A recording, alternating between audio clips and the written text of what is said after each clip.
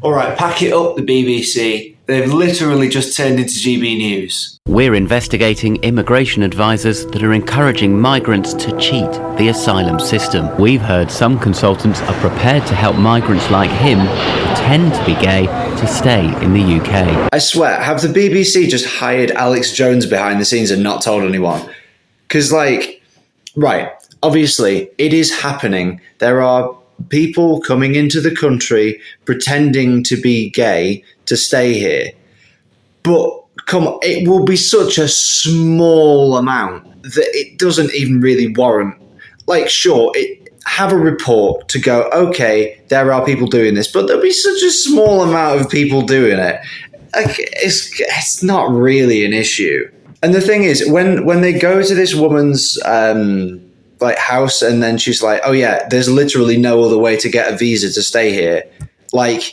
Yeah, exactly. There is the legal system for people from Pakistan, Syria, Lebanon, Muslim majority countries is shit. They can't get in legally. So what do you expect? Right. So this Tunisia woman is creating a package for them where they'll go to gay bars and take pictures and have a fun night out, maybe kiss some boys. The only part I actually disagree with her on, I do think it's wrong that she's extorting people and she's charging them to do this.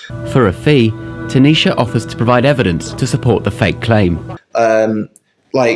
Just go to the fucking gay bar and take some photos, And the climax of this report is that they go to an LGBT charity society for people immigrants who are LGBT, and they're oh, there are people coming from Coventry and Birmingham and South Wales. They've come here from South Wales, Coventry, Birmingham for tonight. Yeah, for tonight, and they're going back tonight after the just to go to that meeting. It's right, okay, so they've got a convention then? So they're having a community event? Is that wrong? They get this human rights lawyer in to basically go, oh, it's making it harder for the real gay immigrants to get visas. It's just really making things harder for the legitimate asylum seekers and refugees. Why is it making it harder? The only way that it makes it harder is if you start policing people on whether they're gay or not.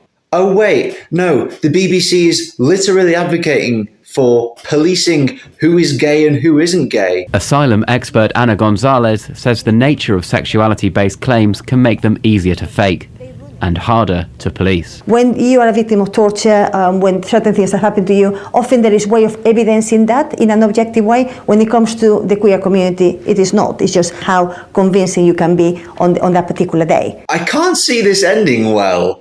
So when they go to this LGBT community in Worcestershire, that's where all this is taking place, by the way. It's all happening in Worcestershire. So they go there and the guy pays a down payment of 150 quid or something. Our reporter makes a down payment of £150 to become a client. Of your taxpayer money on this. And at the end of the thing as well, they say, oh, we didn't actually become members. We didn't actually do that. It's shut the fuck up. And our reporter was never set up as a client of the firm. But the thing is, this is going to sow mistrust in LGBT organizations and community groups that is just going to be bad for everyone. And I like how they have this shot as well of, what's his fucking name?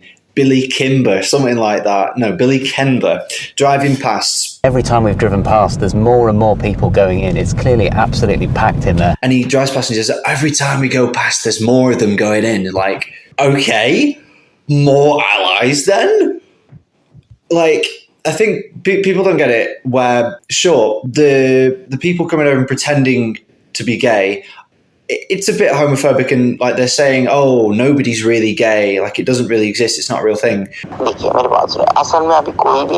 Which sure is homophobic, but when they're here and they're pretending to be gay, they're not going to support anti-trans, anti-gay, just widely LGBT stuff, because that wouldn't fit the narrative of them being gay. And if the Home Office saw that, then it wouldn't look very nice, would it? And then they get all these guys to confess off the record that they're not actually gay, but they get into the percentages of it. They go, we're not even 1% gay. We're not even a 10th% gay. We're not even 100th% gay. We're not gay. We're not gay, I promise. Like, sorry, you are. You know you are. This is just the funniest shit ever. Here is my pitch, okay?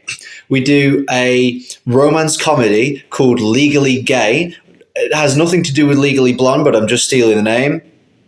So Act 1, they're on the small boat together, like two Pakistani men on the small boat, and it really heightens the sexual tension. Enclosed space, nowhere to go. You've got to spend time with them all day and night. And then Act 2 will be them sort of in the country, and they'll be having to pretend to be gay. They'll be going to gay clubs. They'll be taking pictures. They'll be dancing late into the night, having a right good old time. And then, of course, they will end up making out, and it'll be all lovely and lovey-dovey and and then they get their papers, because they obviously send their like package of photos of like, yes, we're gay, blah blah blah blah. And then Act 3, once they've got those papers, they get their wives over, and then they kind of have to go back into the straight lifestyle, and they realize they hate it, and they elope off together and just completely leave everything behind. And then we can have a sequel, right? We can have a sequel where the wives trauma bond over their shitty husbands leaving them, and they become lesbians.